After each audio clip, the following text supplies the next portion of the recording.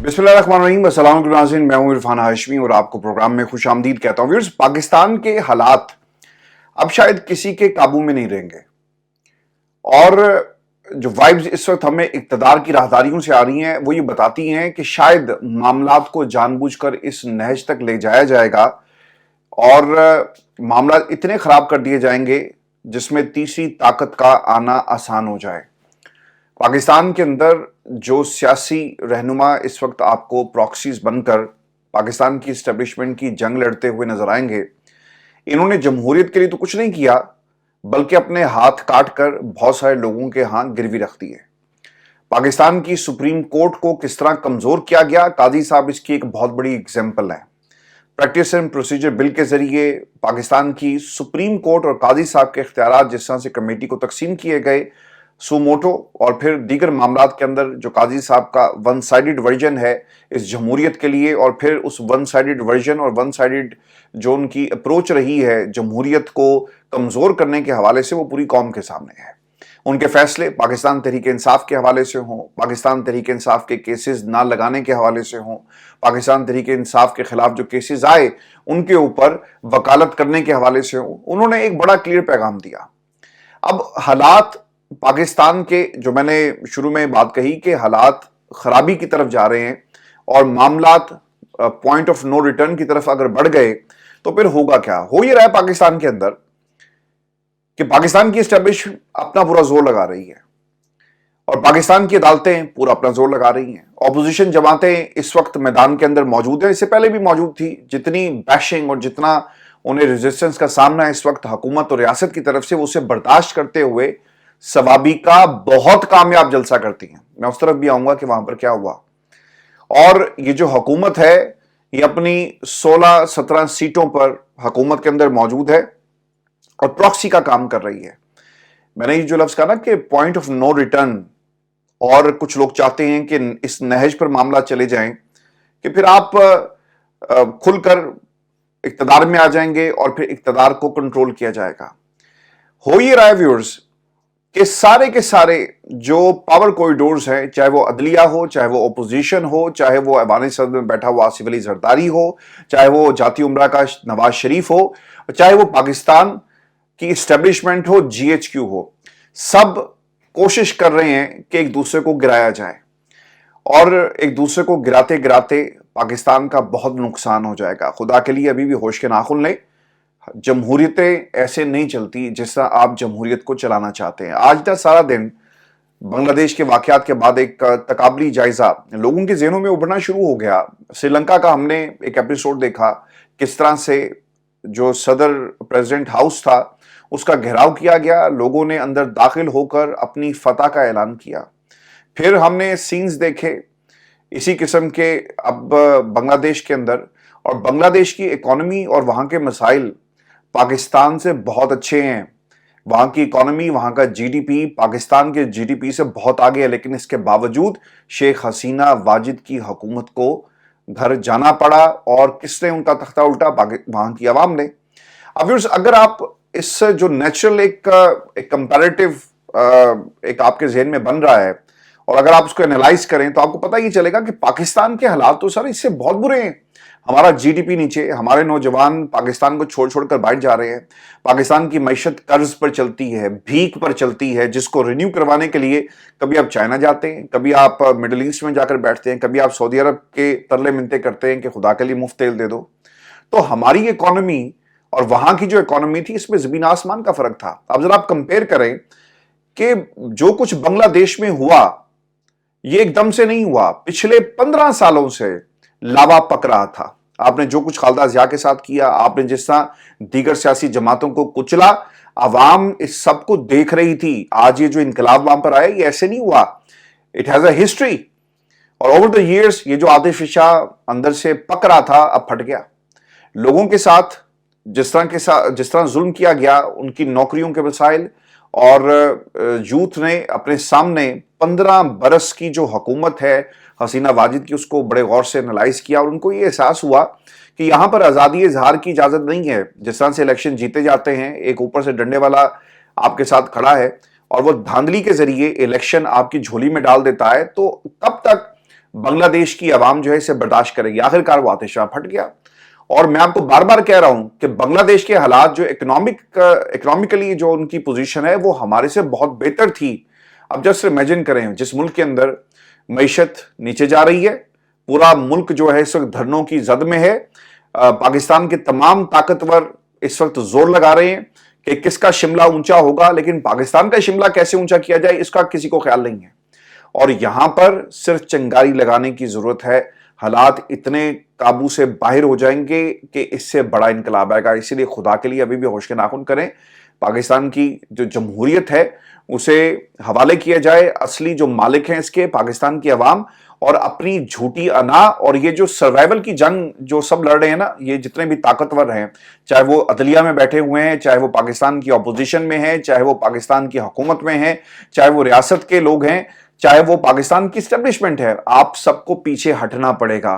اگر آپ نہیں ہٹے تو بہت نقصان پاکستان کا ہوگا. آپ لوگوں کا کیا جانا ہے؟ کسی نے بریف کیس اٹھانا ہے، کسی کے لیے جہاز آ کے رکے گا، کسی کے لیے ہیلی کاپٹر اترے گا اور وہ پاکستان کو چھوڑ کر چلا جائے گا. لیکن یہ عوام جس کے ساتھ آپ یہ ظلم کر رہے ہیں، انہوں نے اسی ملک میں رہنا ہے.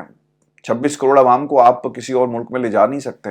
اگر کسی کا بس چلے تو شاید لوگ چھوڑ کر پاکستان کو چلے جائیں، لیکن یہ ملک ہمارا ہے اور ہم نے یہیں پہ رہنا ہے. یہ اقتدار کے جتنے بھی پجاری ہیں انہوں نے آنا ہے، اقتدار کی پوجا کرنی ہے.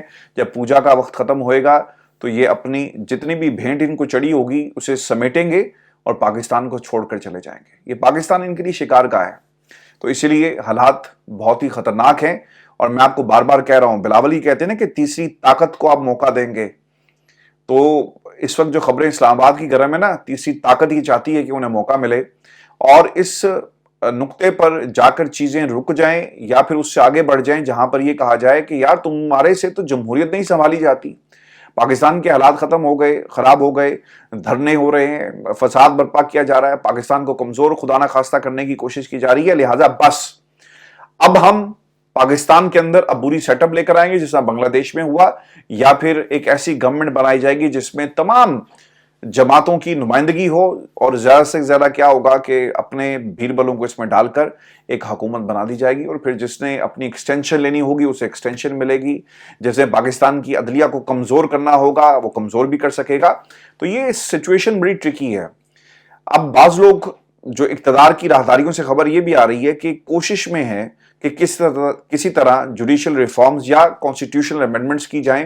اور اس کا طریقہ کار کیا ہوگا کہ پاکستان تحریک انصاف کے جو 41 لوگ ہیں نا، یا تو انہیں ڈرا دھمکا کر ان میں سے کچھ لوگوں کو توڑا جائے اور پھر فضل الرحمان صاحب کو منایا جائے اور نمبر پورے کر کے کسی طرح کانسٹیٹیوشنل امینڈمنٹ کر دی جائے. بعد میں عدالتیں جو بھی کچھ کریں گی دیکھا جائے گا، لیکن کانسٹیٹیوشنل امینڈمنٹس کے لیے بھرپور طریقے سے تیاری کی جا رہی ہے جس سے کسی ایک کو فائدہ ہو سکے. D G I S P R کی آج کی پریس کانفرنس بہت کچھ بتا رہی ہے، لیکن میں پھر کہوں گا پاکستان کی عوام کو، پاکستان کے یہ جتنے بھی اقتدار میں بیٹھے ہوئے لوگ ہیں جو پاورفل کوریڈورز ہیں، پاور کوریڈورز ہیں، خدا کے لیے ملک کا سوچیں. آج ہم نے ثوابی کے اندر ایک بہت بڑا جلسہ دیکھا. یہ جلسہ بڑا نہیں بہت بڑا جلسہ تھا، اور جن لوگوں نے اس جلسے کو ناکام بنانے کی بھرپور کوشش کی، کراچی سے لے کر خیبر تک یہ جو کوشش کرتے رہے وہ آج ناکام ہوئی. اور اگر آپ ان ویژولز کو دیکھیں تو آپ کو پتا چلے گا کہ حد نظر گاڑیاں تھیں، لوگ جلسہ گاہ کے اندر پہنچ نہیں سکے. اور وہی کچھ ہوا جس دن عمران خان کی حکومت کو ختم کیا گیا. خان صاحب نے کال دی اور پورا پاکستان امڑ کر اسلام آباد پہنچ گیا. یعنی جتنے لوگ جلسہ گاہ کے اندر موجود تھے اس سے کئی ہزار لوگ باہر انتظار میں تھے کہ ان کو کب اندر جانے کا موقع ملے، لیکن اندر تو جلسہ گاہ بھر چکی تھی. خبر یہ آ رہی ہے کہ پاکستان تحریک انصاف کا ایک بہت بڑا پاور شو تھا اور روایت ایک بار پھر برقرار رکھی گئی. لیکن میں اور طرح سے دیکھ رہا ہوں، جن لوگوں سے میری بات ہوئی پاکستان تحریک انصاف کے اور پھر جو انڈیپینڈنٹ صحافی وہاں پر موجود تھے، 70% لوگ جلسہ گاہ پہنچ نہیں سکے اور باہر سڑکیں بھی بھری رہی ہیں. اور بتایا جاتا ہے کہ تقریباً 10 سے 15 کلومیٹر کا فاصلہ طے کر کے لوگ جو ہیں وہ جلسہ گاہ کے اندر پہنچے. خان صاحب کا جی اس میں جو ہائی لائٹ تھا، ایک تو جلسہ ہی خیر ان کے ساتھ اظہار یکجہتی کے لیے کیا گیا. ہائی لائٹ یہ ہے کہ خان صاحب کی ایک تقریر پرانی چلائی گئی ہے جس میں انہوں نے نوجوانوں کے نام کیا پیغام دیا. خان صاحب یہ کہتے ہیں کہ ملک کی حقیقی آزادی کے لیے नौजवानों से इस्लामाबाद में मिलना चाहता हूं। ना मैं किसी के सामने झुका सवाए अल्लाह के, और ना मैं आपको किसी के सामने झुकने दूंगा। इमरान खान ने यह भी कहा कि मैं आपको शर्मिंदा नहीं होने दूंगा। और फिर नौजवानों को, और जिस तरह से उन्होंने पैगाम दिया, ये ऑब्वियसली किसी भी कौम को अगर उठाना है ना आपने और इनकलाब लाना है, तो वहां का नौजवान ही हमेशा इनकलाब लेकर आया। आज हमने देख लिया कि एक, मुझे तो उस लड़के पर आ रही है जिसने अपने आप को पेश कर दिया। जो पुलिस वाले वहां पर खड़े थे उनके सामने हाथ वो लहराता रहा और कहता रहा, जो उसकी बॉडी जेस्चर्स थी उससे पता लग रहा था कि उन्हें पुकार रहा हो कि चलाओ गोली, और हम अपने हक को लेकर वापस जाएंगे। एक गोली चलती है, वो नीचे गिरता है, फिर वो हिम्मत करके उठता है, फिर दूसरी गोली चलती है, फिर वो नीचे गिर जाता है, फिर तीसरी गोली चलती है, उसके दोस्त आकर उसको पकड़ते हैं, रोकते हैं, लेकिन वो नहीं रुकता। ये हिम्मत कहां से आई और कितनी हिम्मत थी कि वो लड़ गया रियासत के उन लोगों से जो उसको और उसकी आवाज को दबाना चाहते थे। आप जस्ट इमेजिन करें, मैं बार बार ना ये कंपैरिजन आपके सामने रख रहा हूं क्योंकि कुदरती अगर हम ना भी करना चाहें तो एक कंपैरिजन हमारे जहन में उभरता है कि वहां सिर्फ कोटे सिस्टम की बात की है, कोटा सिस्टम। इस फैसले को वापस लिया जाए। कतर में जो लोग जंग लड़ रहे थे और उनके सरकारी नौकरियों के कोटे के हवाले से एक फैसला वापस लेने के पर एहतजाज हो रहा था। जस्ट इमेजिन करें पाकिस्तान में कितने मसाइल हैं। यहां पर जो बाप अपनी बेटियों को जिबा कर देता है कि उसे घर का खर्चा नहीं चल रहा, मां गंदे नाले में छलांग लगाकर मौत को सीने से लगा लेती है कि उसने अपने ऑपरेशन का जो पैसा था वो बिल में भर दिया, और फिर भाई भाई का को कत्ल कर देता है, जान से मार देता है। जस्ट इमेजिन करें लोगों के कितने हालात बुरे हो गए कि पाकिस्तान में तो जी इनकलाब लाना कौन सा ऐसा मसला होगा, सिर्फ चिंगारी लगने की देर है। लेकिन खुदा के लिए मैं बार बार उन तमाम लोगों से, कोई हम प्रोपेगेंडा नहीं कर रहे, सिर्फ एक इल्तिजा करते हैं कि ऐसा मत करें। आज जो तकरीरें हुई हैं सवाबी जलसे के अंदर, रियासत के हवाले से बहुत सारी बातें की गई, लेकिन शायद कोई अगर ये समझता है कि ये जलसे और ये जुलूस टेलीविजन पर दिखाकर कोई इनकलाब लाया जाएगा। पाकिस्तान तहरीक इंसाफ की कॉल पर लोग निकले और ये क्रेडिट उनकी क़यादत को देना चाहिए, लेकिन ये भी बताया जा रहा है कि जो इंतजामात थे वैसे नहीं थे। शायद इनको भी अंदाज़ा नहीं था कि इतनी तादाद में लोग जो हैं वो आ जाएंगे, और इनको समेटना, इनको बिठाना शायद उन इंतजामात के जो इन्होंने किए वो नाकाफ़ी थे। हमाद अज़हर साहब ये कहते हैं, चूँकि हमेशा से पंजाब की बात हमने की है और हमाद अज़हर साहब को लीड करना चाहिए। शफ़क़त महमूद के सियासत से रिटायरमेंट के बाद पंजाब में नौजवान क़यादत की ज़रूरत है जो मरीम को टक्कर दे सके, और Hammad Azhar is a very viable option. Hammad Azhar साहब ये कहते हैं कि बहुत अरसे के बाद एक तो जी ये मंजर आम पर आए, और उन्होंने क्या कहा इस मौके पर कि मैं इमरान खान की रिहाई के लिए खुद मंजर आम पर आकर पंजाब की आवाम को लीड करूंगा। आवाम सुन ले कि अगर मुझे गिरफ्तार करके तशद्दुद के जरिए कोई बयान लिया जाता है तो इस पर यकीन ना करें, मेरा लीडर कल भी इमरान खान था, आज भी इमरान खान है और आइंदा भी रहेगा। अली अमीन गंडापुर ने जी तकरीर की है, बहुत ही सख्त है, being the CM chief minister, जो उन्होंने अल्फाज इस्तेमाल किए वो भी ऑब्वियसली इसका बाकायदा तौर पर इनसे सवाल भी किया जाएगा और आप प्रेस कॉन्फ्रेंसेस में देखेंगे। लेकिन एक जो तकरीर उनकी हुई, मैं मिनवन आपके सामने रख देता हूँ, and you can be the best जज ऑफ दैट कि उन्हें ये अल्फाज इस्तेमाल करने चाहिए थे या नहीं चाहिए थे। उन्होंने यहाँ तक कहा कि मौके पर डट कर खड़ा रहा और आज भी डट कर खड़ा है इमरान खान, हम अपनी जदोजहद जारी रखेंगे और इन चोरों डाकुओं से अपनी कौम को हकीकी आज़ादी दिलाएंगे। जब तक हमारे अंदर खून का एक कतरा भी मौजूद है, हमारे लिए इमरान खान जो है वो लड़ेंगे। इमरान खान के लिए हम भी लड़ेंगे। इमरान खान ने हमें पुरअमन रहने का कहा। हम अगस्त के आखिरी हफ्ते या सितंबर के पहले हफ्ते में इस्लामाबाद में जलसा करेंगे। अगर इंतजामिया ने इजाज़त ना दी तो फिर जलसा डी चौक में होगा। हमें किसी का बाप भी नहीं रोक सकता। सर वो बाप तो बहुत दूर की बात है, वो जो इस वक्त सिस्टम का पूरा करता धरता और इस वक्त जो दाई बन के बैठी हुई है मरीम नवाज, उसने तो इस जलसे को भी नाकाम बनाने की कोशिश की, और वफाक कभी भी आपको इजाज़त नहीं देगा। और आप देख लीजिएगा ये मामला फिर अदालत जाएगा। यानी पाकिस्तान तहरीक इंसाफ तो जिनकी छेड़ हो गई है। इधर से लोग निकलेंगे 9 मई का वाकया की बुनियाद पर आप तकरीरें करके पाकिस्तान तहरीक इंसाफ को उनके जलसे और उनके आइनी हक से जो है वो दूर रखेंगे। अब एक और भी इसमें बड़ा फैक्टर है, पाकिस्तान की अदालतें ना सर, पाकिस्तान की अदालतें बांग्लादेश में जो कुछ हुआ उसके बाद یہ بھی دیکھیں گی کہ بنگلہ دیش والے حالات اگر یہاں پر پیدا ہو گئے اور عوام کو کیا واقعی اجازت دینی چاہیے جلسے کی یا نہیں، یہ بڑا ایک ٹرکی ہوگا۔ اچھا، اب یہ بنگلہ دیش کا نام میرے زبان پر ابھی آیا تو مجھے جو آپ کے سہیل وڑائچ صاحب ہیں ان کا وہ بنگلہ دیش ماڈل یاد آ گیا۔ تو وہ تو بنگلہ دیش ماڈل پاکستان میں لے کر آ رہے تھے کہ یار ایک ایسا ماڈل ہو، اور حکومتیں جو ہیں وہ نواز شریف شہباز شریف آپس میں کھیلتے نہیں اور اتحادی مل کر، اور اوپر فوج کی انہیں سپورٹ حاصل ہوگی۔ تو وڑائچ صاحب، آپ کا یہ جو بنگلہ دیش ماڈل تھا وہ ماڈل جو ہے وہ اب عجائب گھر میں رکھنے کے قابل ہے، کیونکہ بنگلہ دیش ماڈل نے جو آپ نے پیش کیا تھا وہاں پر بغاوت ہو گئی ہے، اور قوم نے، بنگلہ دیشی قوم نے اس ماڈل کو اٹھا کر باہر پھینک دیا جس کو آپ پاکستان میں لانا چاہتے تھے۔ تو بنگلہ دیش ماڈل تو جی اب نہیں آئے گا، اور اسی طرح جتنی پریڈکشنز ان کی طرف سے اور دیگر معاملات میں بھی کی جاتی ہیں، میں اس لیے کہتا ہوں نا کہ یہ صحافی ایک عرصہ انہوں نے گزار دیا، آبویسلی ان کے اوپر بھی پریشرز ہوتے ہیں، لیکن کم از کم ضرور قوم سے سچ بولیں، حالات کا تعین کریں۔ جب آپ ایسی باتیں کریں گے کہ ایک گناہ اور صحیح، تو اس کا جواب جو ہے وہ ضرور بنتا ہے۔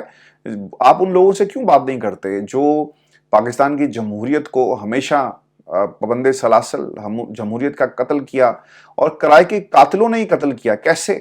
یہ جو 16 سیٹوں والے اس وقت اقتدار میں بیٹھے ہوئے ہیں، یہ پراکسیز ہیں پاکستان کی اسٹیبلشمنٹ کی۔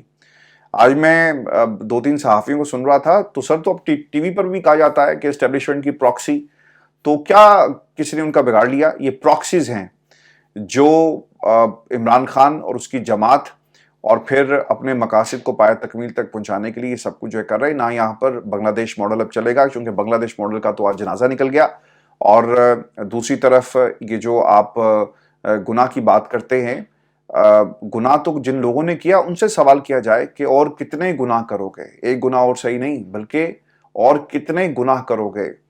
یہ ٹائٹل جو ہے وہ آپ کی پوری صحافت کا ہونا چاہیے۔ خان صاحب کے حوالے سے محمود اچکزئی نے بھی کچھ باتیں کہی ہیں، وہ بھی میں آپ کے سامنے کھلے رکھ دیتا ہوں، پھر ہم جواب دیں گے خواجہ آصف کو، جو انہوں نے آج ایک سٹیٹمنٹ جاری کی ہے 9 مئی کے حوالے سے۔ محمود خان اچکزئی یہ کہتے ہیں کہ شہباز شریف کی قیادت میں چوروں کی حکومت اس ملک کو لے ڈوبے گی، ہم نے اس کا راستہ روکنا ہے، ہم چاہتے ہیں کہ ملک میں آئین کی بالادستی ہو، پاکستان قیامت تک قائم رہے۔ Chairman P T I barrister Gohar نے بھی خطاب کیا جی، وہ یہ کہتے ہیں کہ اپنے موقع پر ڈٹے ہوئے ہیں، ہم چاہتے ہیں کہ ملک میں سب کے لیے ایک ہی قانون ہو۔ عمران خان ایک نظریے کا نام ہے، ہمارے کارکنوں اور خواتین کے ساتھ زیادتیاں ہوئی لیکن سب ڈٹے رہے، یہ لوگ عمران خان کا بیانیہ نہیں مٹا سکے، خود مٹ جائیں گے۔ عمر ایوب صاحب کی بھی یہ تقریر ہوئی، اور وہ یہ کہتے ہیں کہ مسلم لیگ نون فوج اور پاکستان تحریک انصاف کے درمیان درار ڈالنا چاہتی ہے، جسے ہم نے ناکام بنانا ہے۔ اس وقت ملک کی معیشت کا جو حال ہے وہ موجودہ حکومت کی وجہ سے ہے، ہم اپنی جد و جہد جاری رکھیں۔ اچھا، اس میں نا آپ کو بہت سارے رنگ برنگے بیانات ملیں گے۔ میں رنگ برنگے اس لیے کہتا ہوں نا، چونکہ خان صاحب کی لائن کچھ اور ہوتی ہے، پارٹی کے لوگ کسی اور لائن پہ چل رہے ہیں، ہر بندہ اپنے حساب سے جو وہ سمجھتا ہے اس لائن کو پاکستان کی عوام کے سامنے رکھ رہا ہے۔ نون لیگ والی بات اگر آپ کمپیئر کریں نا علی امین گنڈا پور کی گفتگو کو، کسی کا باپ بھی نہیں روک سکے گا، اور پھر انہیں دہشت گردی کے حوالے سے بہت ساری باتیں کی ہیں، جو کہ ماحول میں کنفرنٹیشن نہیں ہونی چاہیے، اب ماحول کو ٹھنڈا رکھنا چاہیے، اور انشاءاللہ راستہ ضرور نکلے گا جی۔ عدالتیں آپ کے ساتھ ہیں، عدالتیں حق پہ فیصلے کر رہی ہیں، تو اب آپ کو ڈرنے کی کیا ضرورت ہے؟ جب ظلم ہوگا تو پھر عوام آپ کے ساتھ کھڑی ہے، آپ کو کیا ڈرنے کی ضرورت ہے؟ اور Omar Ayub is completely on a different lines, barrister Gohar کی ایک اپنی لائن ہے، اسد کیسر صاحب کیا کہتے ہیں وہ بھی سن لیں۔ وہ یہ کہتے ہیں جی کہ یہ جلسہ اس بات کا ادا ہے کہ ہم اس ملک کو آئین اور قانون کے مطابق چلائیں گے۔ اس وقت جو کچھ ہو رہا ہے ملک پہ کوئی قانون نہیں، بلوچستان کے ہمارے بھائی احتجاج پر ہیں، لیکن ان کی بات سننے کے بجائے گولیاں برسائی جا رہی ہیں۔ اس کے علاوہ بنو اور دیگر قبائلی علاقوں میں جو کچھ ہو رہا ہے وہ بھی سب کے سامنے۔ سر یہ بہت خطرناک ہو گیا ہے، آپ یقین کریں، میری باتیں شاید ہمارے بہت سارے دوستوں کو آج پسند نہ آئیں، لیکن یہ پاکستان کے لیے ٹھیک نہیں ہے۔ آپ جسٹ امیجن کریں، جو دنیا کی بہترین ڈیموکریسی برطانیہ کہلاتا ہے، آج یہاں بھی فوج آ گئی سر، تو کنفرنٹیشن کسی بھی مسئلے کا حل نہیں ہوتی۔ ایک چنگاری کسی نے لگائی کہ وہ 17 سال کا جو نوجوان تھا اس کا تعلق کہاں سے تھا، وہ کون تھا، اور پھر جو کچھ یہاں پہ ہوا ساؤتھ پورٹ میں، وہ ایک کمیونٹی ایشو بن گیا، پورے برطانیہ کو آگ لگا دی گئی ہے۔ جگہ جگہ اس وقت فسادات ہو رہے ہیں، لوگ سڑکوں پر ہیں، مسلمان سڑکوں پر اپنی مساجد کی حفاظت کر رہے ہیں، دوسری طرف جو ان کے مخالفین ہیں وہ بھی سڑکوں پر آ گئے، اور لوگوں کو مارا جا رہا ہے۔ اور فوج کو آنا پڑا. جب دنیا کی جو بہترین جمہوریتیں ہیں, جمہوریت برطانیہ سے بہترین کہاں ہوگی؟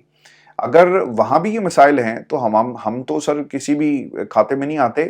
لہٰذا کنفرنٹیشن مسئلے کا حل نہیں ہے. آپ کنفرنٹیشن کر کے دیکھ لیں, کچھ نہیں نکل رہا, بلکہ آپ تیسری طاقت کے یعنی پاکستان کی اسٹیبلشمنٹ کو کے ہاتھ مضبوط کریں گے اور ان کو ایک ریزننگ دیں گے کہ وہ عبوری سیٹ اپ لائیں, پاکستان کے اندر قومی حکومت بنائی جائے. جب سے امیجن کریں, یہ ہو سکتا ہے نا, ہم نے تو پہلے بھی پاکستان تحریک انصاف کے ساتھ ہاتھ ہوتے ہوئے دیکھا, اور لوگوں کی جو جتنی بھی آپ کی جو وفاداریاں تھیں کس طرح سے تبدیل کروائی گئی. کیا آج نہیں ہو سکتی؟ بالکل ہو سکتی ہیں, اور مجھے اس میں کوئی شک نہیں ہے کہ یہ ہوں گی. پاکستان تحریک انصاف کے لوگ, یہ جو 39 اور 41 والے ہیں, اگر ایک قومی حکومت بنا دی جائے, انہیں کہا جائے کہ یار تمہیں ہم حکومت میں حصہ دیتے ہیں, اور پھر اس کے بعد یہ کہا جائے کہ پیپلز پارٹی سے کچھ لوگ آئیں گے, پھر نون لیگ سے آئیں گے, تو قومی حکومت تو سر بن گئی نا, اور پھر کچھ لوگوں کو جو بیوروکریٹس ہوں گے لا کے اوپر بٹھا دیا جائے گا. تو اب آپ کو پاکستان تحریک انصاف کو جو ایک وائزلی اب سٹیپ لینا ہی چاہیے کہ ایک تو کنفرنٹیشن سے آپ پرہیز کریں, اور خان صاحب نے جس طرح سے کہا کہ مذاکرات ہوں, بندے کو مقرر کیا جائے اور ہمارے 3 مطالبات انہیں پورا کریں. اگر کوئی انگیج نہیں ہوتا, جو کہ آج D G I S P R کی پریس کانفرنس ہمیں پتہ بھی لگ گیا, کوئی بات نہیں, آپ فیصلوں کا انتظار کریں. آپ مذاکرات, ڈیل اور ڈھیل اور یہ سب جو باتیں ہو رہی ہیں, خان صاحب کے مقدمات جس دن ختم ہو گئے آپ کا باہرانہ ٹھہر جائے گا, یہ بھی یاد رکھیے گا. اور نون لیگ کے حالات خراب ہیں, صرف آپ نے کوئی غلط موو نہیں کرنی. اگر یہ 9 مئی نہ ہوا ہوتا تو آج اس ملک کے اندر عمران خان کی حکومت ہوتی. 9 مئی جس طرح سے ہوا, اس کے باوجود 8 فروری کو لوگ عمران خان کے لیے نکلے. جس طرح سے عمران خان کو گرفتار کیا گیا, پکڑا, دیکھیں اس سے پہلے تو خان صاحب کی جماعت اور ان کو بیانیہ نہیں ملتا تھا. میں نون لیگ کے جس بندے سے بات کرتا تھا وہ یہ کہتے تھے کہ حالات اتنے برے ہیں جی, کیا کریں, بتائیں کیا کرنا ہے. وہ لیفٹ رائٹ لوگوں سے مشورے کیا کرتے تھے. اس پوری گیم میں جو یہ اس وقت کھیل کھیلا جا رہا ہے, اگر آپ 9 مئی کو سائڈ پہ رکھ دیں, ان کے پلے کچھ نہیں ہے. اور 9 مئی کے اندر بھی یہ بری طرح جو ان کو منہ کی کھانی پڑی. خواجہ آصف کے بیانات آپ ذرا ملاحظہ کیجئے, پھر آگے ہم بڑھیں گے. وہ یہ کہتے ہیں کہ 9 مئی کے کیسز کے فیصلے جیسے ہونے چاہیے تھے نہیں ہوئے. 9 مئی میں ملوث افراد کو آج بھی قانون کا سہارا مل رہا ہے. سر قانون کا سہارا کیسے مل رہا ہے؟ عدالت یہ کہتی ہے جاؤ ثبوت لے کر آؤ. آپ ثبوت دکھا دیں. خان صاحب آپ تو وزیر دفاع ہیں, دکھا دیں ثبوت کے. ثبوت کیا ہیں؟ 9 مئی کے اندر جن لوگوں نے کیا آپ ان کو پکڑیں. قوم چاہتی ہے کہ 9 مئی کے لوگوں کو پکڑا جائے, لیکن لوگوں کو ثبوتوں کے ساتھ پکڑیں. یہ نہیں ہو سکتا کہ یار اس کی شکل پسند نہیں ہے, اس کے ساتھ پاکستان کی عوام کھڑی, اسے پکڑ لو. ایسا نہیں ہو سکتا. اگر آپ نے آئین اور قانون کی بات کرنی ہے تو پھر آئین اور قانون کی سارے بات کریں. صرف یہ نہیں ہو سکتا کہ جو آپ کو پسند ہو آئین اس پر آپ عمل کریں, جس طرح آج کل ہو رہا ہے کہ آئین میں لکھا ہوا ہے کہ آئین کو ری رائٹ کیا گیا. نون لیگ یہ کہتی ہے نا آئین کو ری رائٹ کیا گیا مخصوص نشستوں کے کیس میں. تو آئین آپ کو اور بھی بہت ساری چیزیں کہتا ہے جو آپ جس کے اوپر عمل نہیں کرنا چاہتے. پھر وہ یہ بھی کہتے ہیں کہ اس قسم کا کوئی چانس نہیں 9 مئی کو بھولا جا سکے. 9 مئی کو ایک گروہ نے منظم سازش کے تحت بغاوت پر برپا کی اور وہ ناکام ہو گیا. وہ بغاوت افواج پاکستان کے اتحاد کے خلاف تھی. وہ بغاوت ایک شخص نے برپا کی جو اپنا اقتدار کھو چکا تھا. دیکھیں ایک اور بھی بڑا مسئلہ ہے اس کے اندر, اور مسئلہ یہ ہے کہ آج ایک پورا سال ہوا تھا خان صاحب کی گرفتاری کا, اور پھر یہ بنگلہ دیش والا معاملہ ہو گیا اور D G I S P R press conference کر کے چلے گئے. ان کو تو موقع چاہیے تھا جلدی پر تیل ڈالنے کا, اور یہی انہوں نے کیا. آگ لگی ہوئی ہے, یہ تیل اوپر سے ڈالتے ہیں اور باقی ریزلٹس آپ کے سامنے ہیں. آج یہ جو حافظ نعیم الرحمان صاحب ہیں, ان کی ایک سٹیٹمنٹ بڑی امپورٹنٹ تھی, اور انہوں نے کہا کہ بنگلہ دیش کا ری پلے, یعنی جماعت اسلامی کے امیر کے مطابق جو کچھ بنگلہ دیش میں ہوا اس کا ایکشن ری پلے پاکستان میں ہو سکتا ہے. یعنی اگر آپ چاہیں بھی نا اس بات کو سائڈ پہ رکھنا کہ بنگلہ دیش والے حالات پاکستان میں, آٹومیٹکلی ذہن آپ کا اس طرف جاتا ہے کہ یار مغرب کے کی جو ایجنٹ نام نہاد جسے آج حافظ نعیم الرحمان صاحب نے کہا کہ حسینہ واجد کو آئرن لیڈی کہتے تھے, وہ طاقت کے بلبوتے پر حکمرانی کرتی رہی, ظلم اور جبر کی بنیاد پر لوگوں کا استحصال کیا. لوگ پھٹ پڑے نا, 15 سال سے لاوا پک رہا تھا, آخرکار لوگ پھٹ پڑے, اور وہاں پر بھوک ویسے ناچ نہیں رہی جس طرح سے پاکستان میں ناچ رہی ہے. اگر پاکستان کے اندر ذرا سا بھی کوئی چھوٹا موٹا واقعہ ہو گیا تو پھر ایک بہت بڑی وجہ ہوگی تیسری طاقت کے لیے اقتدار میں آنے کی. بس یہ آج کا ہمارا شو تھا. اپنے کمنٹ ضرور بھیجیے گا. چینل کو سبسکرائب کرنا مت بھولے. اجازت دیجیے. اللہ حافظ.